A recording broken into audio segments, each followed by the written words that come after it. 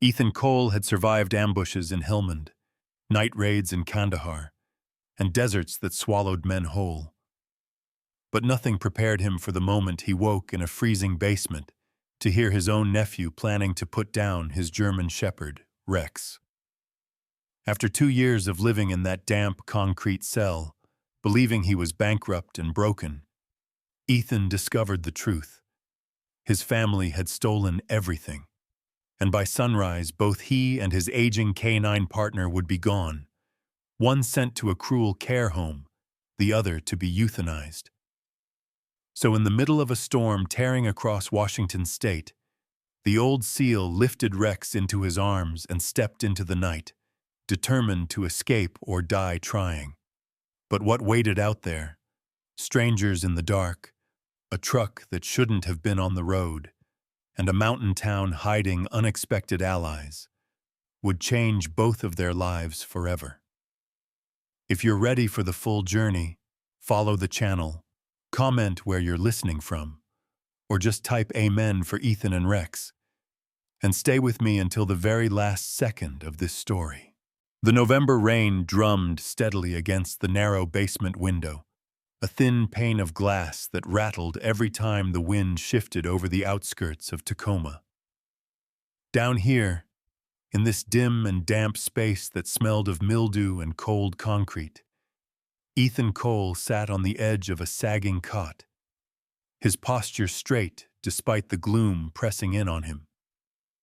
At 68, Ethan was still a tall, sharply built man, with a body hardened by years of combat and discipline. His face, carved with deep creases around the eyes and mouth, held the rugged intensity of someone who had spent too long in deserts, mountains, and forward operating bases.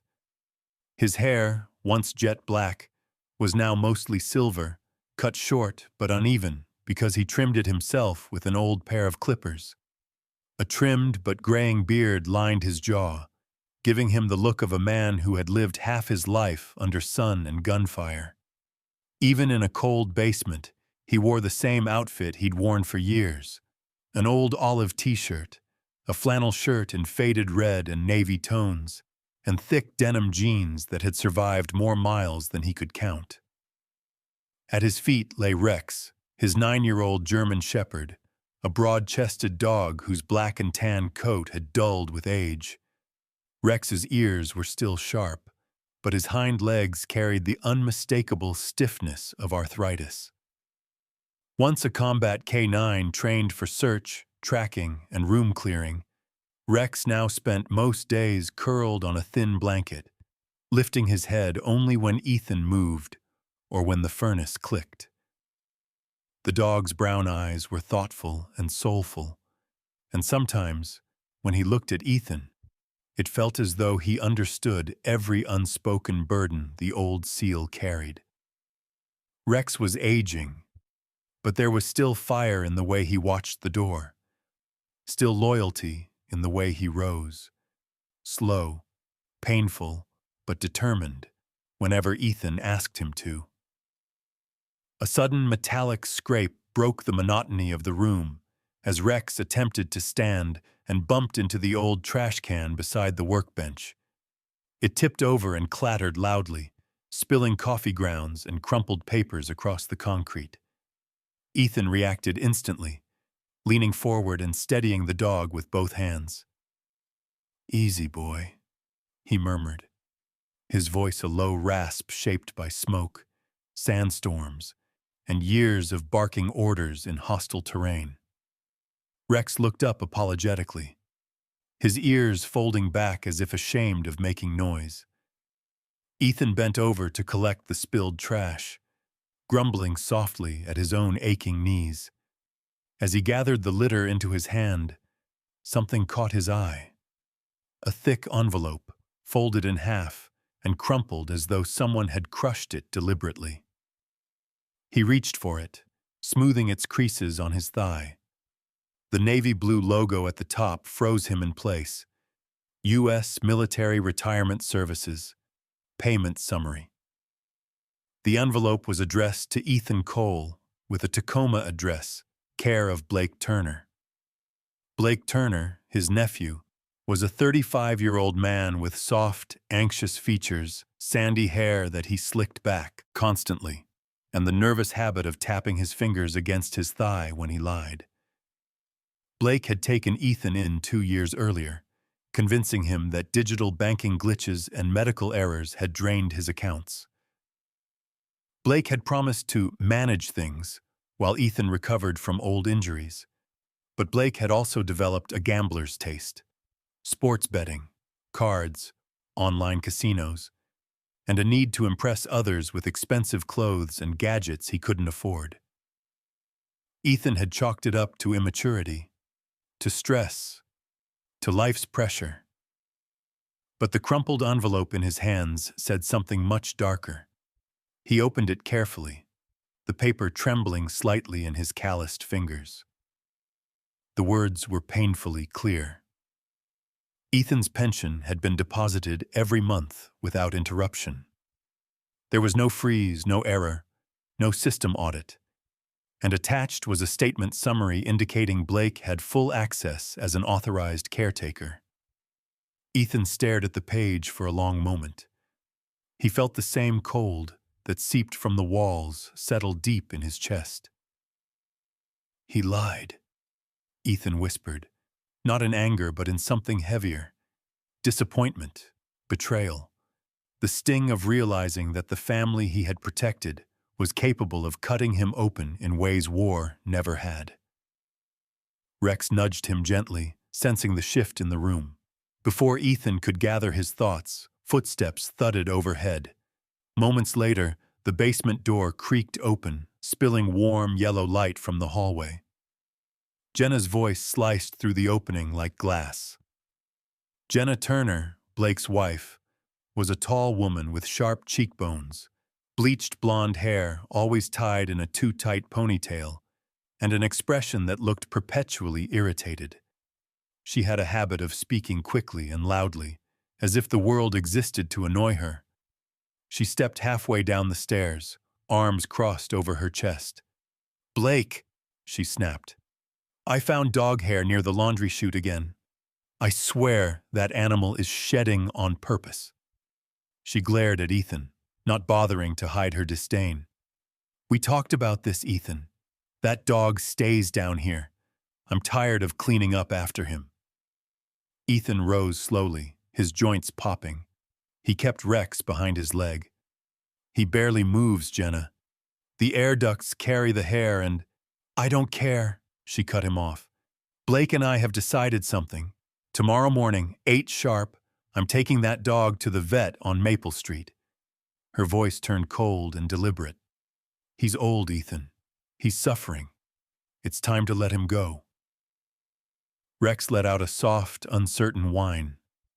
Ethan's heart pounded, not with fear, but with the washed-out numbness of someone who has been pushed beyond breaking. "You're not taking him anywhere." Jenna smirked slightly, enjoying the control. "And as for you," Blake spoke with a facility in Puyallup, "a care home. They can take you Monday morning. They said they have space in the secure wing." Secure wing. Ethan knew what that meant.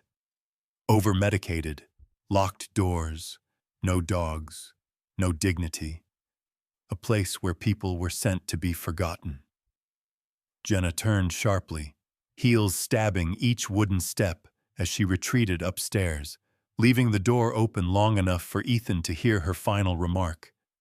"We'll deal with all of it tomorrow. Permanently." The door slammed, and the lock clicked. Ethan remained standing, staring at the stairs, as though they were a cliff he had nearly fallen from. Rex pressed against his leg, trembling slightly. Ethan knelt beside him, resting his forehead against the dog's. "You saved my life in Helmand," he whispered. "I won't let them take yours here."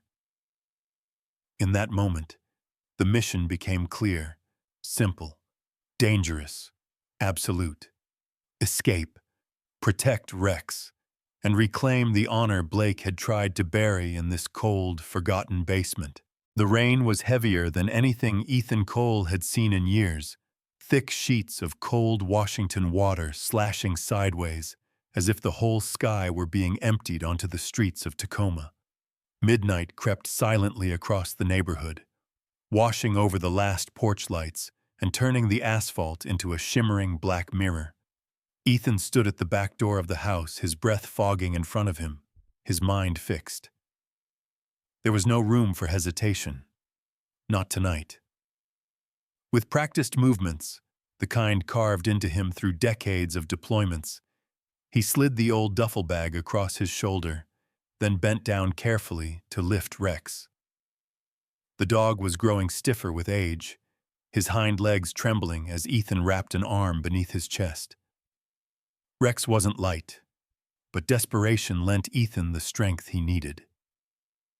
Rex rested his head against Ethan's collarbone, the dog's breath warm but weak, smelling faintly of old kibble and rain-damp fur.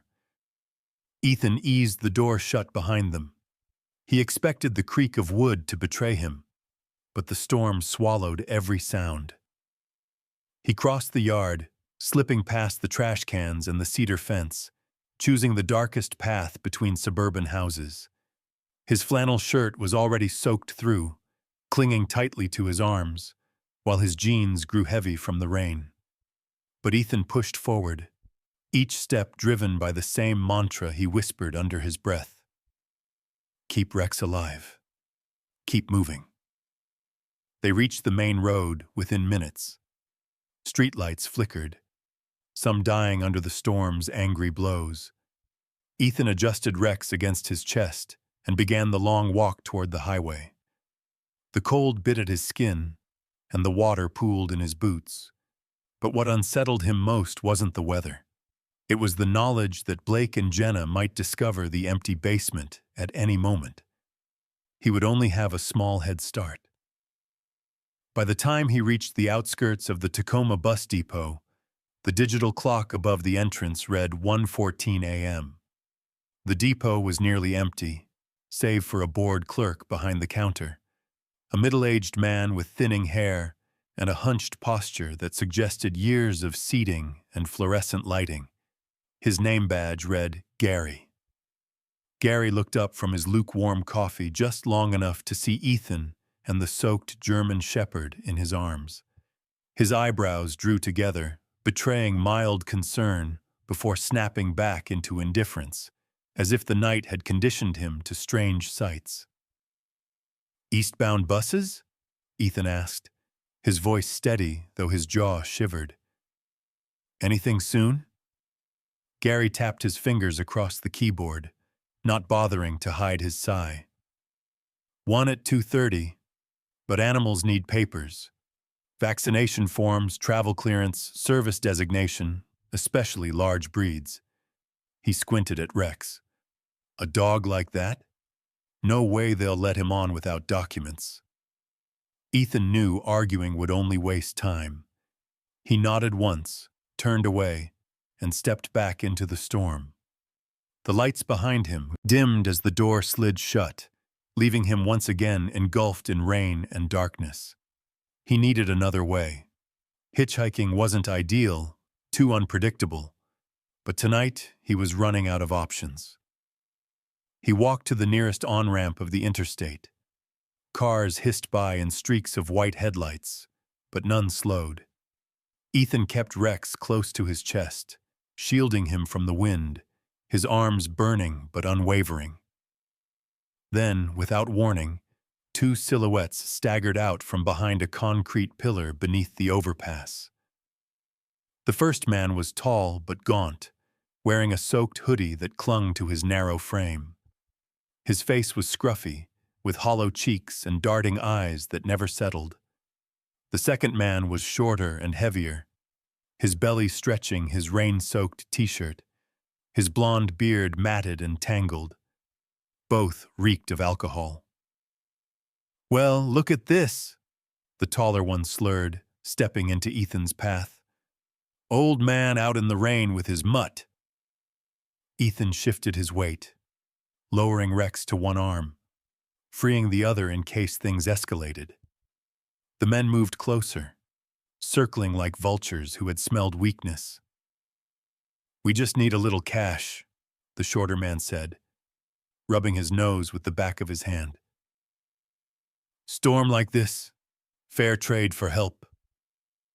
Ethan remained silent, calculating angles, distances, the slickness of the ground, old instincts firing up. The tall man reached for Ethan's duffel. "Come on, Grandpa." He didn't get the chance to finish.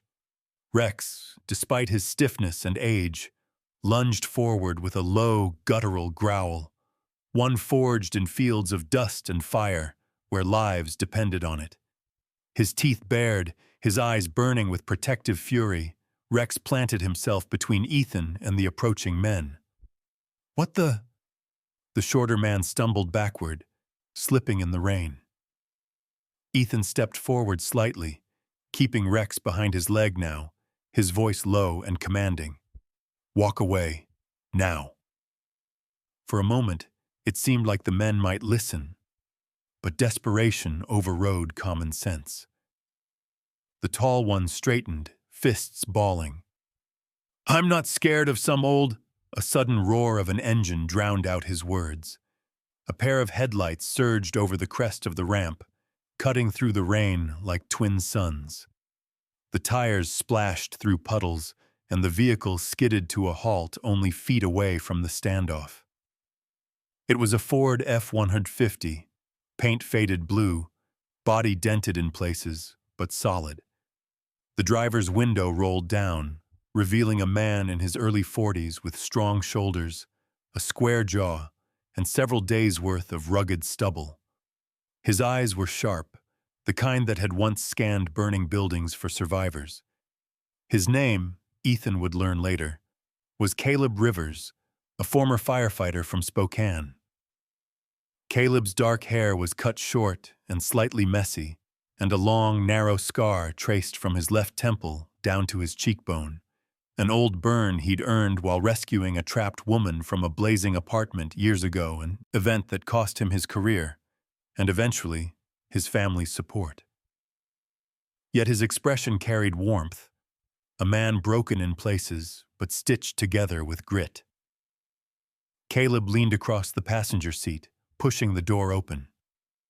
"Hop in, sir," he called out, voice deep and steady. "Nobody messes with a SEAL on my watch." The two would-be attackers hesitated, exchanging a nervous glance. Caleb locked his gaze onto them, his stare unblinking and resolute. "You heard me," he added. "Back off." The tall man muttered something under his breath, then stumbled away. The shorter one followed, slipping again as he retreated into the shadows. Ethan exhaled slowly, adjusting Rex in his arms. Caleb nodded to the open door. "Come on. Storm's getting worse." Ethan didn't waste a second. He climbed into the truck, settling Rex gently across his lap. The warmth of the heater hit his face, and for the first time all night, he felt a sliver of relief. Caleb shifted the truck back onto the highway, wipers scraping furiously. "Where you headed?" Caleb asked, eyes flicking between Ethan and the road. "Anywhere east," Ethan replied quietly. "As far from Tacoma as possible." Caleb nodded once. "Idaho, then. I'm driving through the night." The truck surged forward through the rain, leaving Tacoma behind. But just as Ethan settled back, exhausted and trembling from cold, something in the rearview mirror caught his eye. Two headlights appearing on the ramp they'd just left, too slow to be random, too deliberate to be harmless. And they were following. Snow began before sunrise as Caleb's truck rumbled deeper into the Idaho mountains, flakes drifting down like pale feathers lit by the headlights. The storm was gentler than the violent rain they'd escaped in Tacoma, but the cold here carried a different weight. Dry, sharp, mountain-born. Ethan Cole sat in the passenger seat, holding Rex close. The dog's breath was shallow, fogging the window, his brown eyes half closed from exhaustion. Caleb kept both hands on the wheel, his thick fingers gripping tight, the tendons along his scarred forearm standing out whenever the truck slid slightly on icy patches. He wasn't a man who talked much when focused, and the line of his jaw, square, shadowed with stubble, said he was concentrating on every turn. Sawyer Ridge appeared just as dawn broke over the peaks. It wasn't a large town, just a scattering of wooden cabins, a few storefronts, a small church, and a general store with a fading red sign, Hayes Supply and Inn. Smoke curled from chimneys, and the streets were dusted in early snow, giving the place a quiet, postcard charm. But Ethan sensed something more, an untouched slowness, a sense of safety that felt foreign yet comforting. Caleb parked in front of the store. "This is as far as I go today," he said gently. His deep-set blue eyes softened when he looked at Ethan and Rex. "You need warmth, real warmth. And Hayes, she's tough but fair." Before Ethan could ask another question, the store's front door swung open. A woman stepped out, bracing herself against the wind. Margaret Hayes was in her early 60s, short and stout, with strong arms and shoulders shaped by decades of hauling crates, chopping wood, and running the inn alone. Her gray hair was twisted into a tight bun, though strands kept escaping. She had a square face, deep laugh lines that contrasted with her stern brows, and sharp hazel eyes that missed nothing. Her thick wool coat was patched at the elbows, giving her the look of a woman who never wasted anything, especially not kindness. Margaret eyed the truck suspiciously. "Caleb Rivers," she called, voice loud and husky. "You better not be trying to drop strays at my doorstep again." Caleb grinned, one of the first genuine smiles Ethan had seen from him. "Not strays," he answered. "Friends."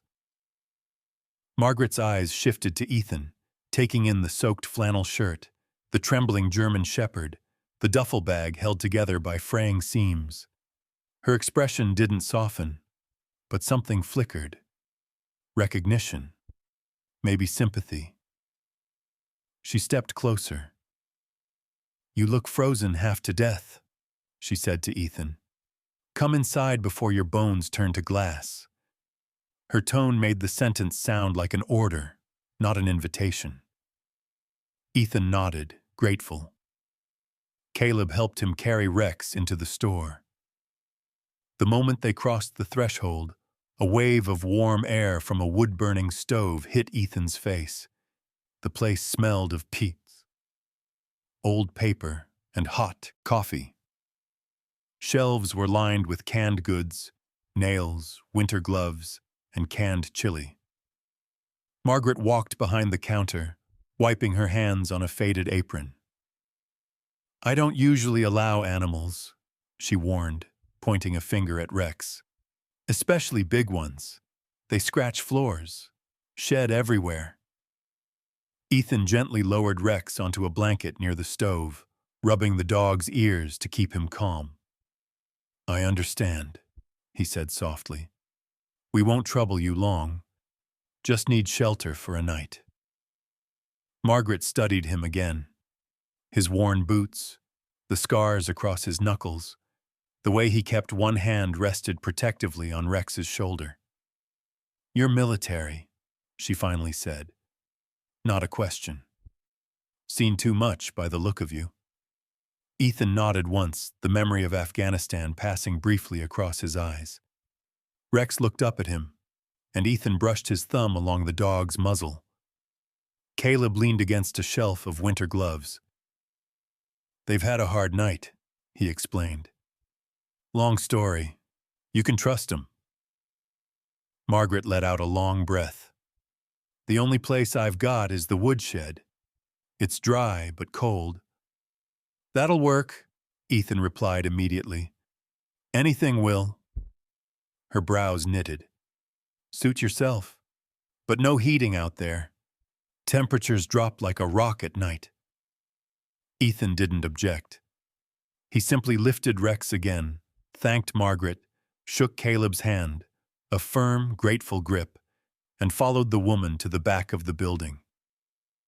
The woodshed was exactly what she described, dry but drafty, stacked high with chopped firewood and smelling of sap and sawdust. The floor was hard, the air biting. Ethan made a small bed from spare tarps and coats he found hanging on hooks. Then he curled beside Rex, draping his own flannel shirt and jacket over the dog. When the night deepened, the temperature fell below freezing. Ethan felt the cold settle into his bones, but Rex shivered violently, his stiff hind legs trembling uncontrollably. Ethan removed his final layer, his thick winter coat, and wrapped it tightly around the dog. Then he pressed close, sharing body heat the same way they did years ago during sandstorms in Helmand Province. Rex nudged his chin, eyes soft despite the cold. Ethan whispered, "You saved me more times than I can count. Let me return the favor." Hours passed like slow, icy rivers. Ethan dozed on and off, teeth chattering, fingers numb. But he did not move away. Not once. Morning light broke through the gaps in the wooden walls, soft and pale. The door creaked, and Margaret stepped inside carrying a thermos of hot soup. Her breath fogged in the frigid space. The scene froze her. Ethan, shivering uncontrollably, bare-armed in the kind of cold that could break a man's will, curled protectively around Rex. The dog was wrapped in Ethan's jacket, breathing warmer than the night before. Margaret blinked hard, as if she were angry at something unseen. "You gave him your jacket?" she murmured, her voice cracked between disbelief and frustration. "In this cold? You're freezing, Ethan." He tried to sit up, but his stiff muscles protested. He needed it more than I did. Margaret shook her head, muttering something about stubborn old soldiers. Then she straightened, her jaw set. "Enough of this nonsense. You're not staying out here.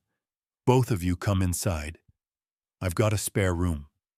You'll work for your keep, fixing the roof, splitting wood, repairing the fence. But you'll stay warm." Ethan held her gaze. Steady, sincere. "Thank you, ma'am." Margaret didn't respond. She just turned toward the door, expecting him to follow. But before Ethan could lift Rex, a distant sound carried on the wind, slow, crunching tires on fresh snow. A vehicle. Not just passing through, but slowing near the store. Margaret paused, narrowing her eyes. "That's odd," she whispered. "Hardly anyone drives down this road at dawn." Ethan's breath caught. Caleb had already left. Locals wouldn't be out so early. He shifted Rex closer, listening to the engine idle outside the store, then shut off. Footsteps began moving toward them, and Margaret, sensing the tension on Ethan's face, whispered, "Who on earth would be looking for you all the way up here?" The footsteps stopped directly outside the woodshed door. The handle twitched, then slowly, very slowly, began to turn. The woodshed door eased open just enough for a sliver of icy air to cut through. Margaret Hayes stiffened, her breath fogging as she instinctively stepped slightly in front of Ethan and Rex. For a heartbeat, the world held still. Then a familiar voice called from outside, warm and apologetic. "Ms. Hayes, sorry to spook you this early." The tension drained from Ethan's shoulders. Standing at the doorway was Tom Wheeler, the town's mail carrier. Tom was in his late 50s, thin but wiry, with a weather-beaten face that spoke of years driving the mountain roads in snow and sun. His short salt and pepper hair poked out from beneath a knit beanie, and his round glasses sat crooked on a nose that looked like it had been broken once, likely decades ago. Despite his tired eyes, Tom had a gentle expression, the look of someone who valued routine, kindness, and neighbors. Margaret huffed. "Good Lord, Tom, you nearly gave me a heart attack." Tom lifted a hand in apology. Sorry. Brought your morning mail. Didn't expect company in the shed." His gaze drifted to Ethan and Rex, and the soft smile on his lips faded into concern. "Rough night?" "Long story," Margaret muttered. "Coffee's inside. Come on." She motioned for Ethan to lift Rex, which he did, gently, though the dog's stiff legs made it difficult. Inside the store, warmth surrounded them again. Tom removed his beanie and gloves, revealing hands scarred by old frostbite. Ethan noticed immediately. Tom set the mail on the counter and leaned forward. "If you're in trouble, I've got a friend in the VA office in Spokane. He's straight up honest, no bureaucracy nonsense. You want me to make a call?" Ethan studied the man's weathered face. Tom's eyes were earnest. Someone who didn't pry, but cared deeply when he saw injustice. "Yes," Ethan said finally. "I need to know the truth about my accounts." Margaret poured him hot coffee, the steam swirling in the chilly air that lingered in the store. "Sit. Eat. Warm up first." While Ethan sipped coffee and Rex rested wrapped in a blanket near the stove, Tom stepped outside to make the call. His voice was muffled through the glass doors, but Ethan could hear snippets. Retirement pay. No, he's never been evaluated. Fraud. You're sure? The door chimed as Tom returned, his breath quick, his boots leaving melting snow on the floor. "Ethan," he said firmly, "you've never been declared incompetent. Not once. And your pension's been going through every month. Somebody's been accessing your account illegally." The words weren't new, Ethan already suspected, but hearing them confirmed by an official source sent a cold wave down his spine. Margaret muttered a curse under her breath, one that didn't suit a woman her age but felt perfectly appropriate for the moment. Tom continued, "The VA is opening an immediate investigation. They'll contact federal authorities." He paused. "This is serious stuff. Whoever's been taking your money, they're in deep." Ethan nodded, jaw tight. "My nephew, Blake Turner, and his wife." His voice held no bitterness, just truth. Margaret's eyes narrowed. "If they're half as nasty as they sound, you better believe they'll crawl up here looking for you." Ethan opened his mouth to respond, but the answer arrived sooner than expected. A car engine growled outside, louder, closer, more aggressive than Tom's gentle mail truck. Margaret's head snapped toward the window. "Who on earth?" Ethan felt something cold settle in his stomach. The front door burst open with a force that rattled the glass. Snow gusted in behind Blake Turner, now disheveled and frantic-looking. His sandy hair, usually slicked back, clung damp to his forehead. His pale face was flushed with panic, and his eyes, narrow, hasty, skittish, darted around the room. Behind him, Jenna Turner stormed in, her blonde ponytail whipping behind her, her thin lips pressed tight in fury. Jenna's tall, lean frame radiated hostility, and her manicured nails dug into the expensive coat she wore, distinctly out of place in a mountain town. "There you are!" Jenna barked, fixing Ethan with a venomous stare. "We've been driving all night." Blake stepped forward, his hands trembling. "Uncle Ethan, please. You don't understand. People are saying things, wrong things, about us. Tom looked between them cautiously. Margaret folded her arms, her stance protective, ready to shove both intruders right back into the snow. Jenna didn't waste time. "He's not well," she declared to the room. "He gets confused. He wanders off. We're here to take him home."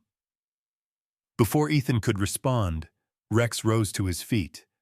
Despite the stiffness in his legs, the dog planted himself firmly in front of Ethan, hackles raised, a low warning growl vibrating deep in his chest. Jenna recoiled. "Get that animal away from me!" But Rex didn't move. Margaret reached for the phone. "This is Sawyer Ridge. We don't tolerate intimidation here." She dialed quickly. "Sheriff Brooks, I need you at the store. Now." Blake's face twisted, fear mixed with desperation. "Uncle Ethan," he whispered urgently, pulling a folded document from his jacket. "Just sign this. It says you agreed to let us withdraw funds to help manage your care. Once it's signed, everything's legal. No one gets in trouble." Ethan stared at the paper without touching it. His memories drifted. Blake as a child, shy and gentle, clinging to Ethan's leg at family gatherings. Blake as a teenager, crying after failing his driving test. Blake the adult, smiling nervously as he invited Ethan into his home 2 years ago. There had been love once, real love, but standing before him now was a man hollowed by greed, fear, and weakness. "I raised you," Ethan said quietly, "but I won't cover your crimes. Not anymore." Jenna's eyes flashed with fury. She grabbed Blake's arm. "If he won't sign, we find another way." She stepped toward Rex. "And the first thing that mutt—" The store door slammed open again. Sheriff Harlan Brooks strode inside. Harlan was in his late 40s, broad-shouldered with a deep chest and thick biceps that strained beneath his uniform. His skin was ruddy from a life spent outdoors, and a neatly trimmed black beard framed his stern mouth. His dark eyes were sharp and unreadable. A man shaped by years breaking up fights, tracking lost hikers, and dealing with people at their absolute worst. He spoke with calm authority. "What's going on here?" Margaret pointed accusingly. "These two stormed in, trying to drag Ethan away, and they're lying through their teeth." Harlan turned to Ethan. "That true?" Ethan nodded once. "They've been stealing from me. For years." Harlan didn't hesitate. "Blake Turner, Jenna Turner, you're both under investigation for federal financial fraud. And until this is cleared, you're coming with me." Blake gasped, face draining of color. Jenna sputtered, "You can't do that. We're family." "Family doesn't commit felonies," Harlan replied. He reached for his cuffs, but before he could clasp them, another vehicle screeched to a halt outside. A door slammed. Footsteps pounded. Someone new was about to step in, and the whole store fell silent, bracing for whoever was coming next. For a long moment, everyone in Hayes Supply and Inn froze as the mysterious footsteps neared the door, boots crunching decisively on the snow-packed ground. Sheriff Harlan Brooks instinctively shifted his stance, placing himself between Ethan and the entrance. Blake and Jenna stood rigid, eyes darting wildly, as though expecting another disaster to crash into their fragile world. Then the door swung open, and a tall man entered, brushing snow from his shoulders. It was Deputy Mark Ellison, a towering figure in his early 30s with a square jaw, light brown hair cropped tight, and a disciplined posture honed from years in law enforcement. His face carried a faint scar along the left cheek, an omen of a bar fight years ago when he intervened to protect a stranger. His expression was stern, but his hazel eyes were warm, revealing a man committed to fairness rather than force. He looked briefly at Blake and Jenna with controlled displeasure. "Sheriff," he announced. Got the confirmation from Spokane. The feds want Turner and his wife held for questioning. Charges include financial exploitation of a disabled veteran and fraud. Jenna gasped. Blake staggered as though his legs gave out. And that was how the confrontation ended, without violence, without shouting, just a quiet finality as Sheriff Brooks clicked the cuffs onto their wrists. Blake didn't fight. He only whispered, "I'm sorry," without meeting Ethan's eyes. Jenna glared daggers at everyone, but even she knew the fight was over. When they were taken away, the store felt bigger, quieter, almost peaceful. Ethan rested one hand on Rex's head. The dog, sensing the tension dissolve, lowered himself to the floor with a relieved sigh. Margaret Hayes exhaled sharply and muttered, "Well, that's enough drama for a year." She turned to Ethan, her sternness softening. "You're safe now, both of you." The days that followed moved gently, as though Sawyer Ridge itself knew Ethan needed stillness. Federal agents arrived to question him, polite men and women in dark coats with clipboards and purposeful gazes. They recorded statements, took documents, gathered evidence from the Turners' car. Their leader, Agent Laura Bishop, a woman in her 40s with dark curly hair and a commanding presence, spoke kindly to Ethan. Her deep-set brown eyes revealed intelligence sharpened by years of unraveling financial crimes. She assured him the government would recover his funds. "This never should have happened to a man who served his country," she told him, her voice steady but sympathetic. True to her word, 2 weeks later, the VA restored all the money that had been siphoned from Ethan's account. Every dollar, every cent. It arrived with a letter of apology printed on crisp white paper. Ethan read it once, then folded it neatly and placed it in a drawer. Justice mattered, yes, but closure mattered more. With the restored funds, Ethan approached Margaret with a respectful but determined tone. "I'd like to fix up that woodshed," he said, "for me and Rex." Margaret raised a brow. "I thought you'd want one of the in-rooms, with heat." He smiled, the first genuine smile he had felt in years.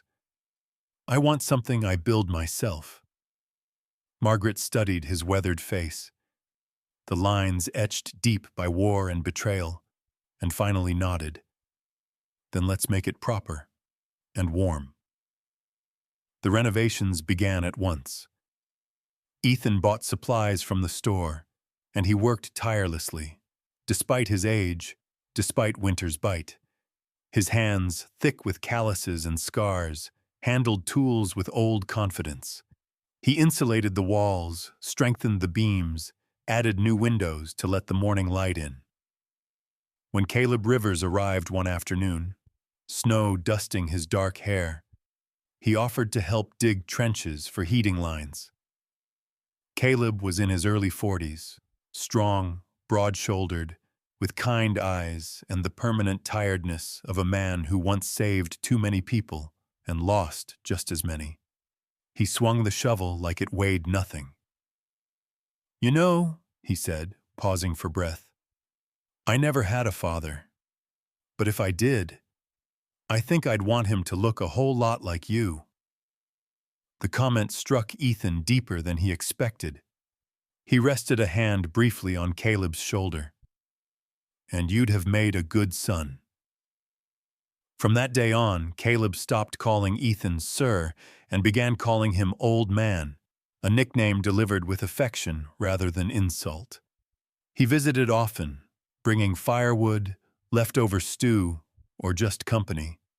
Margaret, meanwhile, became something like a general overseeing the new coal cabin. She barked orders, inspected handiwork, and scolded Ethan for working too hard while simultaneously praising his craftsmanship. Despite her sharp tongue, her heart was unmistakable. "You're family now," she'd say whenever Ethan protested her generosity. Rex flourished the most. With warmth and safety returned to his world, the German Shepherd regained some of the vitality he'd lost. His limbs remained stiff. Age and old injuries would never fully leave him. But his eyes were brighter, his tail wagged more often, and the children of Sawyer Ridge adored him. Every afternoon, little kids in puffy coats would stop by, offering him homemade dog treats or shy pats. Rex, gentle as ever, would lean into them with patient warmth. Weeks turned to months. The woodshed wasn't a shed anymore. It was a home. A small, peaceful one with a pot-belly stove, a handmade wooden bed, new flooring, and warm lighting that filled the room with a golden glow. Ethan hung his old SEAL insignia on the wall, not as a reminder of war, but as a reminder of resilience. One evening, when the snowfall was soft and quiet, Ethan found himself sitting by the stove with a small, worn photograph in hand. It was Blake, 6 years old, missing a front tooth, laughing on a beach somewhere in Oregon. A memory of a better time. He stared at it for a long moment, then stepped outside into the snow. Under the moon's silver glow, he struck a match. The flame flickered, then grew, and he held the photograph above it until it curled and blackened. Not out of anger, not out of spite, but to let go of years of weight he no longer wished to carry. Rex sat beside him, leaning gently against his leg. Ethan looked down at him with tenderness. "We're finally free, buddy," he whispered. And Rex, as if understanding, rested his head on Ethan's knee. The story closed on a quiet moment. Ethan standing on the wooden porch of the rebuilt cabin, Rex lying contently at his feet, the snow drifting from the sky like a blessing. Sawyer Ridge lay silent, peaceful, wrapping them in a new beginning carved from hardship, loyalty, and the simple grace of being believed again.